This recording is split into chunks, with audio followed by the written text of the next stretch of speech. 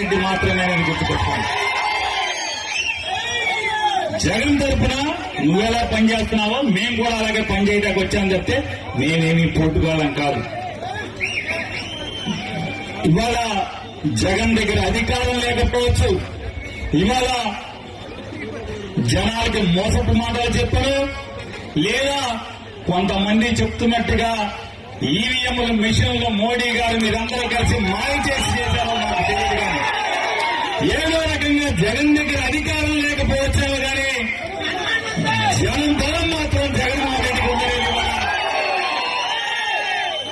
చాటి చెప్తున్నారు ఇవాళ ప్రకాశం జిల్లాలోని ప్రతి వైఎస్ఆర్ కాంగ్రెస్ పార్టీ కుటుంబ సభ్యులందరూ కూడా జనాన్ని మాయ చేయడం కోసం, జనాన్ని లోపర్చుకోవడం కోసం జగన్మోహన్ రెడ్డి ఏ రోజు కూడా గోవా రంగు పంచి కట్టలేదు, ఎవరో రంగి కూడా కట్టలేదు. ఈ రోజు కూడా జగన్మోహన్ రెడ్డి ఏ రోజు కూడా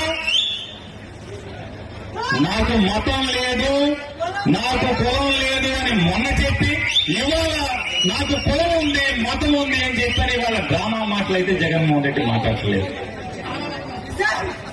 నిజాయితీగా, నిక్కచ్చిగా, నికార్సుగా,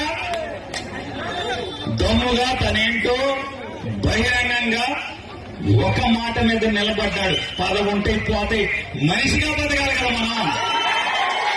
అధికారం ఉంటేనే పోతే. చంద్రబాబు నాయుడు గారి కన్నా అధికారం శాశ్వతంగా ఉందా? పగలు చీకట్లాగా వస్తుంది, పోతుంది.